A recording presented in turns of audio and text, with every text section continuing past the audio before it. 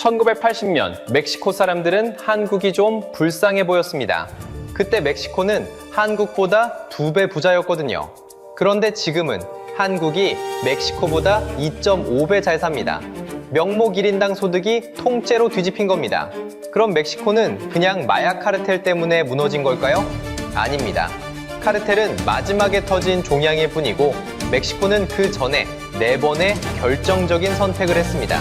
더 소름 돋는 건 그 4번이 사실 전부 똑같은 한 가지 실수였다는 겁니다. 그리고 그 실수는 지금 우리에게도 결코 남의 일이 아닙니다. 다시 한번 그 숫자를 봐야 합니다. 1980년 멕시코 사람 한 명의 소득은 약 3,500달러였습니다. 같은 해 한국은 약 1,740달러였고요. 거의 정확히 2배입니다. 멕시코는 그때 라틴 아메리카에서 손꼽히는 부자 나라였습니다. 그러니 한국이 좀 안쓰러워 보였다는 말도 그냥 허세는 아니었습니다. 진짜로 그랬으니까요. 그럼 이렇게 잘 살던 나라가 도대체 첫 단추를 어디서부터 잘못 끼운 걸까요? 이야기는 바다 밑에서 시작됩니다. 1976년 멕시코만 바다 밑에서 어마어마한 유전이 발견됩니다. 칸타렐 유전입니다. 그 규모가 얼마나 컸냐면 한 나라의 살림을 통째로 바꿔놓을 만한 초대형 유전이었습니다. 가난한 어부가 평생 농사짓던 마당을 파다가 거대한 금광을 발견한 셈이었죠. 1979년부터 멕시코는 본격적으로 그 기름을 퍼올리기 시작합니다. 그리고 타이밍이 기가 막혔습니다. 하필 1970년대에 2차례 오일 쇼크가 터지면서 국제 유가가 하늘 높이 치솟던 때였거든요. 기름값이 비쌀 때 기름이 콸콸 쏟아진 겁니다. 멕시코는 그저 가만히 앉아서 떼돈을 벌었습니다. 칸타렐 한 곳에서만 하루 8만 배럴 남짓이던 생산량이 단 몇 년 만에 100만 배럴을 훌쩍 넘겼습니다. 누가 봐도 멕시코는 황금알을 낳는 거위를 손에 쥔 거였습니다. 이대로라면 멕시코의 미래는 영원히 밝아 보였습니다. 여기까지는 그냥 행운입니다. 진짜 문제는 그 다음 선택이었습니다. 멕시코는 땅속에 아직 묻혀있는 그 미래의 석유를 담보로 잡고 해외에서 돈을 빌리기 시작합니다. 그것도 아주 마구잡이로요. 생각해보면 논리는 단순했습니다. 어차피 기름이 앞으로도 계속 돈을 벌어다 줄 테니 지금 좀 많이 빌려서 펑펑 써도 나중에 다 갚을 수 있다고 믿은 겁니다. 미래의 돈을 미리 끌어다 쓴 셈이죠. 그런데 그 빌린 돈이 어디로 흘러갔는지가 진짜 문제였습니다. 공장을 짓거나 기술을 키우는데 쓴 게 아니었습니다. 대부분 당장 기분이 좋아지는 곳으로 들어갔습니다. 소비를 늘리고 복지를 풀고 나라를 그럴듯하게 꾸미는데 말이죠. 한마디로 돈을 버는 곳이 아니라 돈을 쓰는 곳에 부어버린 겁니다. 황금알을 낳는 거위를 손에 쥐고도 그 알을 받아 키울 생각은 안 하고 당장 배가 고프다며 거위배를 갈라서 잔치를 벌인 셈입니다. 거위가 영원히 살아있을 거라고 믿으면서요. 하지만 잔치는 오래가지 못했습니다. 1981년부터 국제유가가 거짓말처럼 방향을 틀어 떨어지기 시작합니다. 영원히 비쌀 것 같던 기름값이 꺾인 겁니다. 황금알을 낳던 거위가 갑자기 지쳐버린 셈이었죠. 들어올 돈은 뚝 줄어드는데 그동안 빌려둔 빚은 한 푼도 줄지 않고 그대로 남아 있었습니다. 1982년이 되자 멕시코가 외국에 진 빚은 약 800억 달러까지 불어나 있었습니다. 갚을 돈은 없는데 빚만 산더미였던 거죠. 당연히 페소 환율도 불안하게 흔들리기 시작했습니다. 다급해진 로페스 포르티오 대통령은 국민들 앞에 나와 비장하게 선언합니다. 나는 페소를 개처럼 지키겠다고요. 무슨 일이 있어도 환율을 사수하겠다는 약속이었습니다. 그런데 이 비장한 약속이 과연 어떻게 됐을까요? 그 결과는 며칠 만에 드러납니다. 며칠 지나지 않은 1982년 8월, 멕시코 정부는 결국 백기를 듭니다. 빚을 당분간 갚지 못하겠다고 선언한 겁니다. 이걸 모라토리엄이라고 부릅니다. 그러자 페소 가치는 그대로 무너졌습니다. 1981년 말에 1달러에 25페소 정도였던 환율은 1982년 말이 되자 공식 환율로 70페소까지 떨어졌습니다. 시장에서 실제로 거래되는 값은 150페소까지 갔고요. 개처럼 지키겠다던 페소가 오히려 개처럼 끌려다니다 주저앉은 꼴이었습니다. 9월에는 정부가 나라 안의 은행들을 통째로 국유화하는 극단적인 강수까지 둡니다. 그만큼 다급했다는 뜻입니다. 그것으로 끝이 아니었습니다. 멕시코 한 나라의 부도는 라틴 아메리카 16개 나라로 빚 도미노처럼 번져나갔습니다. 한 집이 무너지자 옆집도 줄줄이 무너진 겁니다. 사람들은 이 참담했던 시기를 가리켜 잃어버린 10년이라고 부릅니다. 잘 나가던 멕시코가 첫 번째 선택의 대가를 이렇게 혹독하게 치른 겁니다. 그런데 바로 이 대목에서 지구 반대편 한국은 정반대의 길을 걷고 있었습니다. 사실 그때 한국도 빚이 어마어마했습니다. 세계에서 손꼽히는 채무국이었으니까요. 겉으로만 보면 멕시코랑 다를 게 하나도 없어 보였습니다. 둘 다 빚더미에 앉은 나라였으니까요. 하지만 결정적인 차이가 하나 있었습니다. 빌린 돈을 어디에 썼느냐는 겁니다. 한국은 그 돈을 흥청망청 쓰지 않았습니다. 수출할 물건을 만드는 공장과 설비에 거의 다 쏟아부었습니다. 한국에는 멕시코에 석유 같은 게 없었거든요. 빌린 돈으로 물건을 만들어 외국에 팔지 못하면 빚을 갚을 방법 자체가 없었습니다. 갚지 못하면 정말로 끝장이라는 그 공포가 오히려 한국이 돈을 악착같이 굴리게 만든 겁니다. 그 집요함의 결과로 한국은 1986년부터 빚을 줄여나가기 시작했고 마침내 버는 돈이 쓰는 돈보다 많은 나라로 돌아섭니다.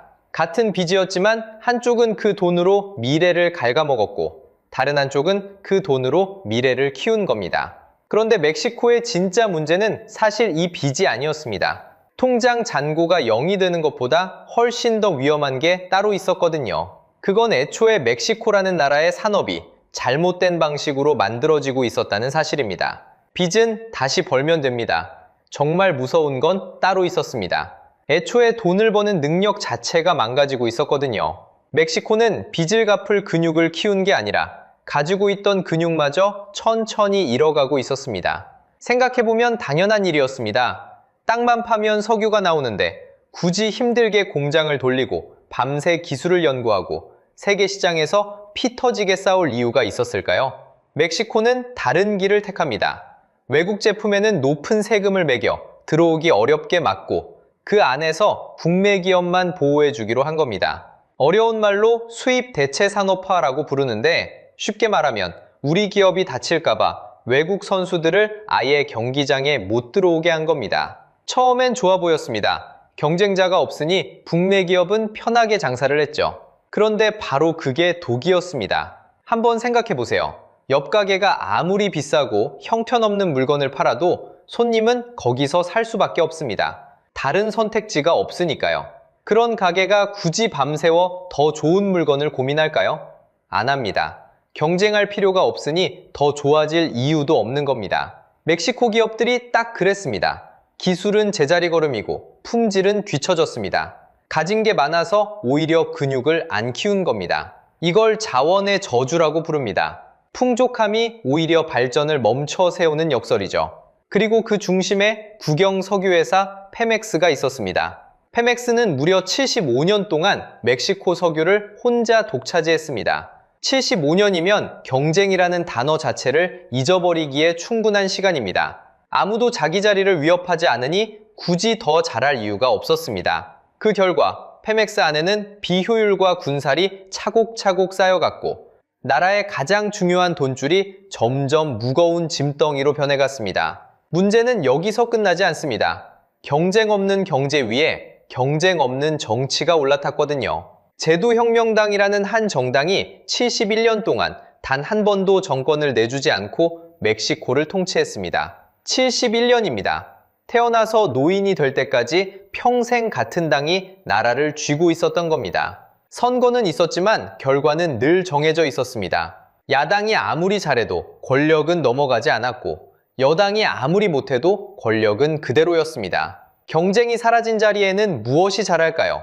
바로 부패입니다. 누구도 견제하지 않고 누구도 갈아치울 수 없으니 권력과 돈이 끼리끼리 나눠 갖는 구조가 단단하게 굳어버립니다. 정치인은 국민이 아니라 당의 윗선만 바라보고 기업은 더 좋은 물건이 아니라 더 든든한 인맥을 만드는데 힘을 쏟습니다. 실력보다 줄을 잘 서는 게 더 중요한 나라가 된 겁니다. 오해하지 마세요. 이건 멕시코 사람이 특별히 나빠서가 아닙니다. 누가 그 자리에 있었어도 똑같았을 겁니다. 경쟁을 없애버린 구조가 결국 그런 사람들을 만들어낸 거니까요. 이 모든 게 숫자로 드러납니다. 1960년부터 1980년까지 일하는 사람 한 명이 만들어내는 실질 생산량을 보면 멕시코는 97% 늘어나는 데 그쳤습니다. 같이간 한국은 247% 늘었습니다. 겉으로는 멕시코가 여전히 부자였지만 속도에서는 이미 한국에게 한참 밀리고 있었던 겁니다. 사실 1980년이 멕시코의 정점이었습니다. 같은 시간 한국은 정반대였습니다. 한국은 지킬 자원이 없었습니다. 보호막을 쳐줄 석유도 기댈 곳간도 없었죠. 그래서 처음부터 거친 세계 시장에 그냥 번져졌습니다. 살아남으려면 방법은 하나뿐이었습니다. 외국 기업보다 더 싸고 더 좋은 물건을 만들어 직접 내다 파는 것. 못 팔면 그대로 굶어 죽는다는 공포가 한국을 매일 채찍질했습니다. 그 절박함 속에서 한국 기업들은 남의 기술을 빌려 쓰는데 만족하지 않고 자기 것을 만들기 시작합니다. 삼성은 남이 안 된다던 반도체를 자기 손으로 설계했고, 현대는 남의 엔진을 사다 쓰는 대신 직접 엔진을 만들어냈습니다. 누가 시켜서가 아니라 그래야만 살 수 있었으니까요. 가진 게 없다는 게 오히려 스스로 엔진을 만들게 한 힘이 된 겁니다. 여기서 멕시코의 진짜 문제가 보입니다. 보조바퀴를 30년 동안 떼지 않으면 어떻게 될까요? 보조바퀴 없이는 단 한 발자국도 못 가는 어른이 됩니다. 멕시코가 딱 그랬습니다. 세계 경제라는 경기장에서 멕시코는 선글라스를 끼고 편하게 관중석에 앉아 있었고, 한국은 운동화 끈도 제대로 못 묶은 신참 선수로 그 경기장에 들어섰습니다. 그런데 30년 뒤 관중석에 앉아있던 쪽은 뛰는 법을 잊어버렸고, 끈도 못 묶던 선수는 어느새 결승선을 끊고 있었습니다. 그래서 멕시코도 결국 결심합니다.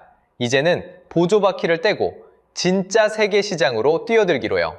1994년 운명의 해가 밝았습니다. 그런데 바로 이 선택이 멕시코에게 가장 뼈아픈 대목이 됩니다. 1994년 1월 1일 멕시코는 큰 결심을 실행에 옮깁니다. 북미 자유무역협정, 흔히 나프타라고 부르는 협정이 이날 발효된 겁니다.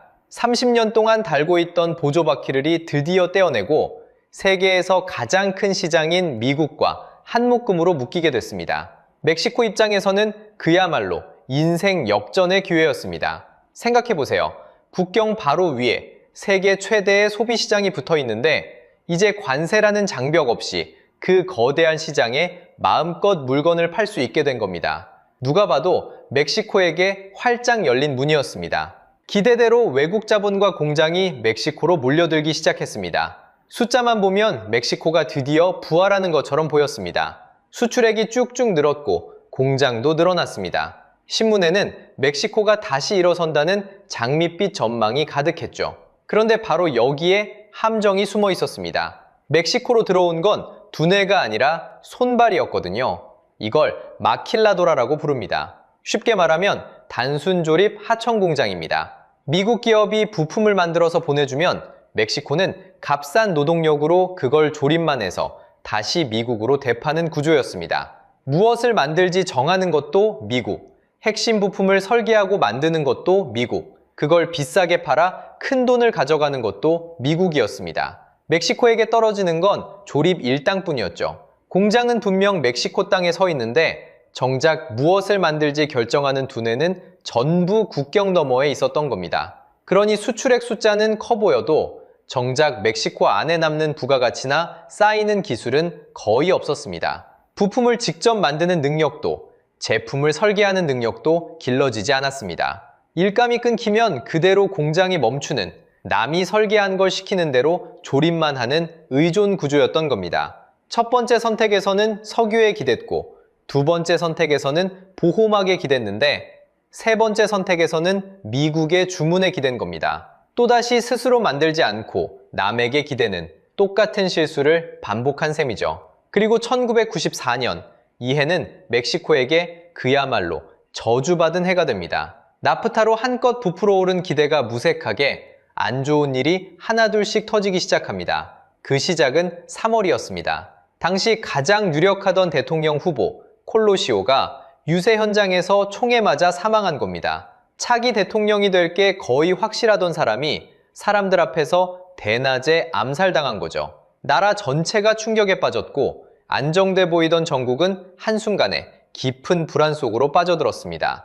외국 투자자들은 이 나라가 과연 안전한 곳인지 의심하기 시작했습니다. 그렇게 어수선한 가운데 12월, 새 대통령 세디오가 취임합니다. 그런데 취임한 지 겨우 20일 만에 멕시코 정부는 페소화의 가치를 확 떨어뜨리는 평가절하를 단행합니다. 그동안 억지로 떠받쳐오던 환율을 더는 버티지 못하고 손을 놓아버린 겁니다. 그 순간 시장은 공포에 휩싸였고 외국 자본이 썰물처럼 빠져나가기 시작했습니다. 이게 바로 그 유명한 데킬라 위기입니다. 페소의 추락은 정말 데킬라 한 잔에 훅 가는 것처럼 순식간이었습니다. 위기 직전 달러당 3.4페소 정도였던 환율이 불과 몇 주 만에 7페소 근처까지 반토막이 났습니다. 어제까지 멀쩡하던 돈의 가치가 하룻밤 사이에 절반으로 쪼그라드는 광경을 국민들은 그저 지켜봐야 했습니다. 그리고 그 추락은 거기서 멈추지 않았습니다. 한번 무너진 신뢰는 좀처럼 돌아오지 않았고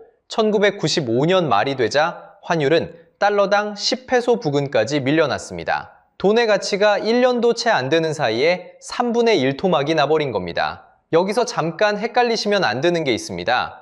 앞에서 다룬 1982년의 빚잔치 위기와 이 1994년 위기는 완전히 다른 사건입니다. 1982년은 석유 담보로 빌린 빚 때문에 터진 외채 위기였고 지금 이야기하는 1994년은 나프타 이후 자본이 빠져나가며 터진 환율 위기입니다. 같은 멕시코지만 원인도 시점도 다른 두 번의 추락인 거죠. 그 충격은 환율 숫자에만 그치지 않았습니다. 환율이 무너지자 경제 전체가 따라 주저앉았습니다. 1995년 멕시코 경제는 마이너스 6.2%라는 끔찍한 역성장을 기록합니다. 한 해 만에 경제가 거꾸로 쪼그라든 거죠. 물건값은 1년 새 적게는 35%, 많게는 50% 가까이 폭등했습니다. 어제 사 먹던 빵을 오늘은 더 비싸게 사야 했고 자고 일어나면 월급의 가치가 줄어드는 나날이었습니다. 평범한 사람들의 살림살이가 송두리째 무너진 겁니다. 결국 멕시코 혼자 힘으로는 도저히 감당이 안 됐고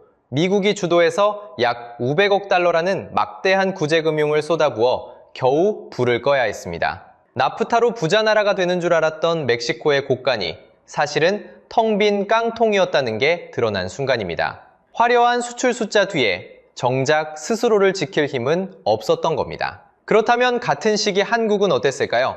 한국도 이런 위기를 비껴가지는 못했습니다. 1997년 한국 역시 외환위기를 맞아 IMF의 구제금융을 받는 처지가 됐습니다. 멕시코의 데킬라 위기와 똑 닮은 환란이 한국에도 닥친 거죠. 수많은 기업이 쓰러졌고 사람들은 거리로 내몰렸습니다. 그런데 그 다음 결과는 전혀 달랐습니다. 한국에게는 멕시코에게 없던 것이 있었거든요. 바로 그동안 스스로 이를 악물고 키워온 산업이라는 자체 엔진이었습니다. 반도체를 직접 설계하고 만드는 기업이 있었고 자동차를 제 브랜드로 만들어 파는 기업이 있었습니다. 위기로 잠시 멈춰섰을 뿐 한국은 그 엔진으로 다시 시동을 걸어 회복했고 오히려 위기를 겪으며 체질이 더 단단해졌습니다. 그렇게 2001년 8월 한국은 약 3년 9개월 만에 IMF 빚을 모두 갚고 예정보다 일찍 졸업합니다. 같은 위기를 맞아도 결과가 이렇게 정반대로 갈렸습니다. 그 차이는 결국 하나였습니다. 위기가 닥쳤을 때 스스로 다시 돌릴 수 있는 엔진을 가졌느냐, 아니면 남이 돌려주던 바퀴에만 기대고 있었느냐. 한국에게는 그 엔진이 있었고 멕시코에게는 끝내 그 엔진이 없었습니다. 위기는 누구에게나 똑같이 찾아오지만 그 위기를 견디고 다시 일어서는 힘은 평소에 무엇을 키워뒀느냐에 따라 완전히 달라진다는 걸 두 나라가 정확히 보여준 겁니다. 그런데 경제가 이렇게 텅 비어가고 사람들의 살림이 무너지는 동안 더 무서운 일이 벌어지고 있었습니다. 국가가 손을 놓은 그 빈자리로 가장 끔찍한 네 번째 손님이 들어옵니다. 경제가 텅 비면 사람도 텅 빕니다.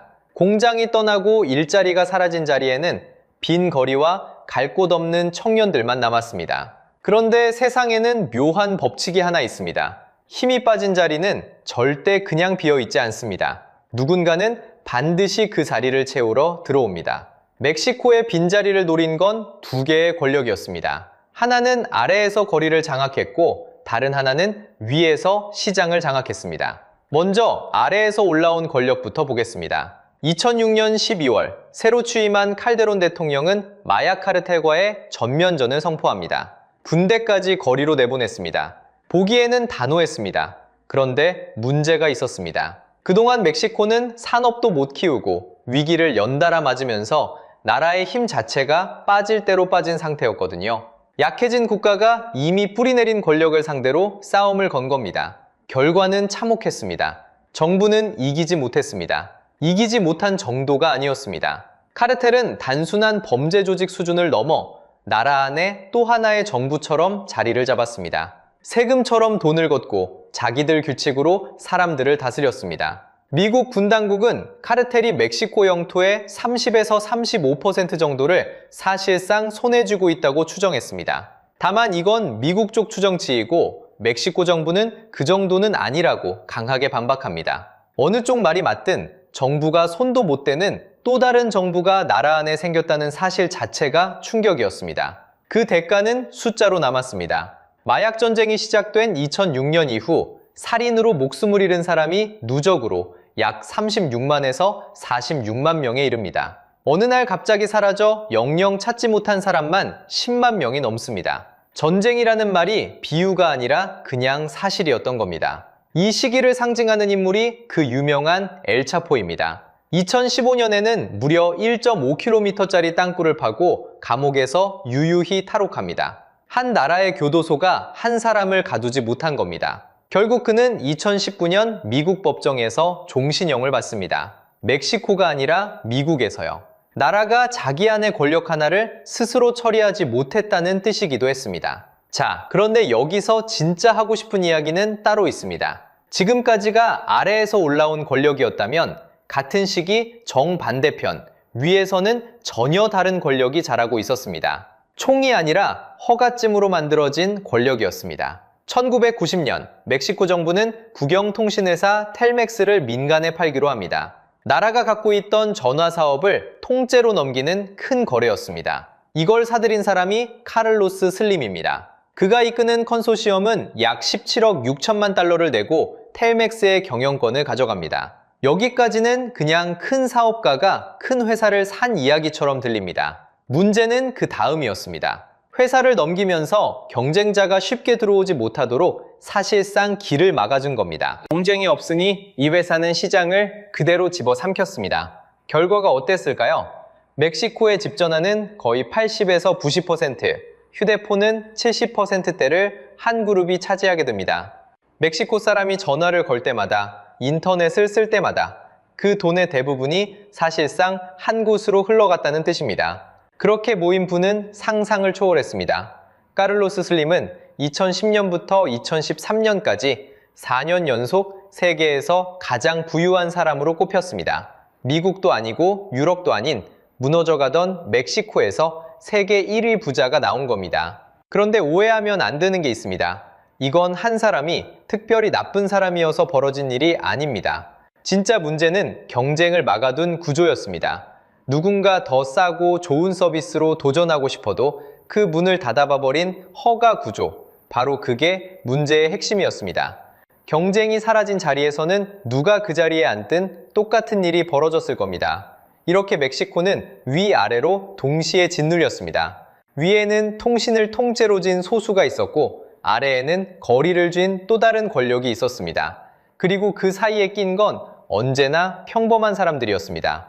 위로는 비싼 요금을 꼬박꼬박 내야 했고 아래로는 불안한 거리를 견뎌야 했습니다. 가운데 끼인 보통 사람만 양쪽에서 동시에 눌린 셈입니다. 여기까지 들으면 이렇게 생각하실 수 있습니다. 카르텔이라니 그건 멕시코 같은 먼 나라 이야기 아니냐고요? 맞습니다. 거리의 무법은 우리와 거리가 멉니다. 그런데 다른 한쪽, 그러니까 소수가 시장을 나눠 갖는 구조는 어떨까요?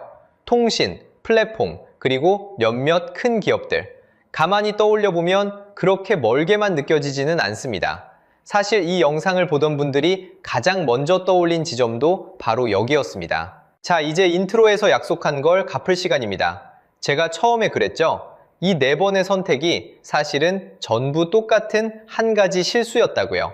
빚잔치도, 보호막도, 하청도, 그리고 방금 본 독점까지. 겉모습은 다 달랐는데 그 안에는 똑같은 하나가 숨어 있었습니다. 그게 도대체 뭘까요? 답은 의외로 간단합니다. 4번 모두 멕시코는 남이 벌어다 주는 것에 기댔습니다. 그게 전부입니다. 첫 번째는 석유가 벌어다 줬습니다. 땅에서 기름만 퍼올리면 돈이 들어왔으니까요. 두 번째는 보호막이 지켜줬습니다. 높은 장벽 안에서는 경쟁하지 않아도 회사가 굴러갔으니까요. 세 번째는 미국이 주문해줬습니다. 부품을 보내주면 조립만 하면 됐으니까요. 그리고 네 번째, 그렇게 굴러들어온 부를 소수가 가져갔습니다. 석유든 보호막이든 미국의 주문이든 결국 멕시코가 손에 쥔 건 누군가 대신 만들어준 결과물이었습니다. 멕시코는 끝내 그 자원을 자기 엔진으로 바꾸지 못했습니다. 처음에 황금알을 낳는 거위 이야기를 했었죠. 멕시코는 그 거위가 알을 낳아주는 동안 정작 자기 손으로 알을 만드는 법은 한 번도 배우지 않았던 겁니다. 그러다 거위가 지치자 남은 건 아무것도 없었습니다. 여기서 우리가 꼭 짚어야 할 한마디가 있습니다. 안락함은 가끔 가난보다 더 위험합니다. 가진 게 없던 한국은 스스로 엔진을 만드는 것 말고는 살아남을 방법이 없었습니다. 반대로 가진 게 많던 멕시코는 굳이 힘들게 엔진을 만들 이유가 없었습니다. 땅만 파도 먹고 살 수 있는데 누가 밤새 기술을 연구하겠습니까? 그래서 진짜 부의 기준은 무엇을 가졌느냐가 아니라 무엇을 만들 수 있느냐입니다. 곳간에 쌓아둔 게 아무리 많아도 스스로 만들어내는 힘이 없으면 그 곳간은 비는 순간 끝입니다. 멕시코가 우리에게 보여준 게 바로 그것입니다. 그런데 이 이야기를 멕시코 이야기로만 듣기에는 어딘가 익숙한 신호가 보입니다. 환율이 흔들릴 때마다 가슴이 철렁하고 통신이나 플랫폼 같은 시장을 몇몇 큰 손이 나눠쥐고 있고 나라 경제가 특정 산업 하나에 크게 기대고 있습니다. 멕시코가 무너진 자리마다 우리가 지금 마주한 풍경이 겹쳐 보입니다. 그래서 멕시코의 페소가 우리에게 던지는 질문이 결코 남의 일로 들리지 않습니다. 그렇다고 절망할 이야기는 아닙니다. 멕시코에도 다시 기회가 찾아왔거든요. 미국이 중국에서 공장을 빼서 가까운 멕시코로 옮기는 흐름, 이른바 니어쇼어링이 시작됐습니다. 2025년 1분기에만 멕시코는 외국인 투자 약 214억 달러를 끌어왔습니다. 자동차와 전자, 의료기기 공장이 다시 들어오고 있습니다. 다만 문제는 트럭이 도로에서 통째로 털리는 화물 강탈이 끊이지 않는다는 점입니다. 아무리 좋은 기회가 와도 그걸 담을 그릇, 그러니까 치안과 법치가 받쳐주지 않으면 기회는 그냥 새어나갑니다. 기회는 왔는데 담을 그릇이 문제인 셈입니다. 결국 나라든 개인이든 미래를 정하는 건 어쩌다 굴러들어온 행운이 아니라 그걸 받아낼 힘을 스스로 키웠느냐입니다. 그래서 여러분께 묻고 싶습니다. 한국은 멕시코와 다른 길을 갈 수 있을까요? 우리는 환율과 독점이라는 익숙한 신호 앞에서 어떤 선택을 하고 있을까요? 여러분의 생각을 댓글로 남겨주세요. 구독을 눌러두시면 다음에는 또 다른 나라가 걸어간 길을 함께 따라가 보겠습니다.